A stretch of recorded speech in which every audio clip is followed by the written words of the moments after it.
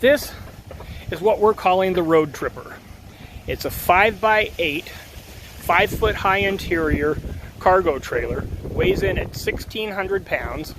We built it out to have some of the same amenities as a teardrop, but for what the lady that purchased the trailer actually wants. We've got a 110 volt AC inlet on the front.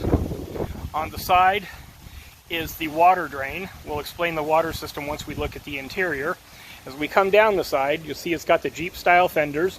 We have a spare tire mounted with a spare tire cover on it. Spare tire is held on with 3 locking lug nuts. Make it more difficult for the bad guys to try to get it off of there. We have a window on this side and a solar powered motion detector. As we come around the back, you'll see that it's a standard drop down ramp. We did add a motion detector light on the ramp.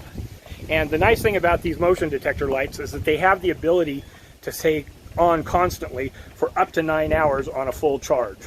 The inside of the ramp is finished the same as the floors in the trailer so that the ramp can be used as a patio in the down position. So we come up the passenger side, you'll see we have a rear window and a window next to the door, both which have motion detector lights on them for security. We've changed out the bar lock handle to a twist lock handle that's keyed to make it easier to get in and out and eliminate the possibility of being locked in. And there's also a 110 volt receptacle on the outside that is GFCI protected. When you look inside the interior, the first thing you'll notice is that the walls and ceiling are all done in 5/16 pine tongue and groove flooring. If we pan around the back, you'll notice that the ramp is covered with flooring material, the same as the floors. The bed is the big ticket item in this trailer. Right now, it's in what would be the sitting upright position. Meals, working on a computer, reading, etc. When you look inside the interior, the first thing you'll notice is that the walls and ceiling are all done in 5/16 pine tongue and groove flooring. If we pan around the back, you'll notice that the ramp is covered with flooring material, the same as the floors. The bed is the big ticket item in this trailer. Right now, it's in what would be the sitting upright position. Meals, working on a computer, reading, etc. Simply sliding it forward, it becomes a recliner. And it's comfortable for watching TV, taking naps without laying down completely.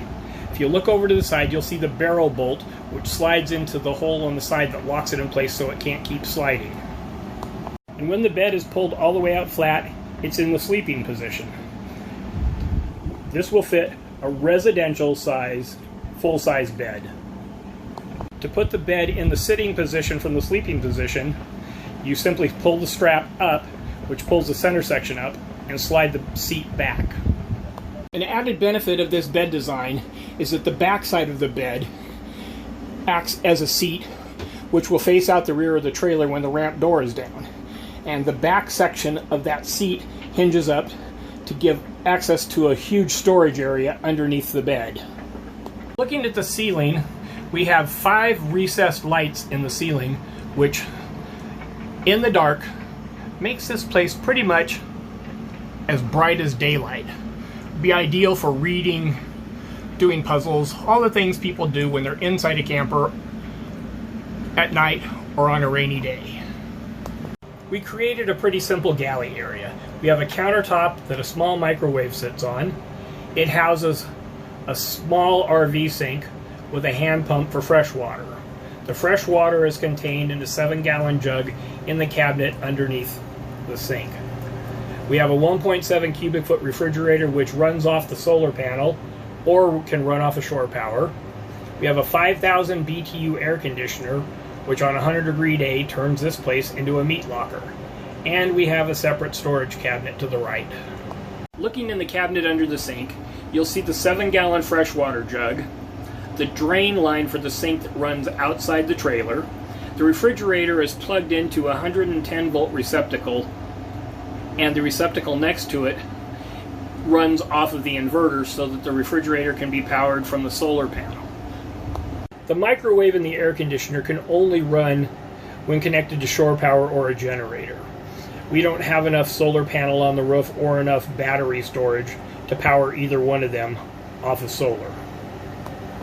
At the rear of the trailer in the ceiling, we have a powered vent fan which runs off the 12-volt electrical system, so it will work whether you're plugged into shore power or not. Our solar system is pretty minimal. We have a 260-watt panel on the roof. The panel feeds a 30-amp PWM charge controller. We have two 95-amp-hour AGM batteries. We have a 150-amp fuse between the batteries and the 750-watt inverter, which is there solely to run the refrigerator. We also have a 12-volt fuse block that the vent fan and the ceiling lights are fused through. Here we have a shot of the interior door handle and the barrel bolt latch which secures it. With the barrel bolt slid over, you can't lift the door latch. It can't be opened from the outside.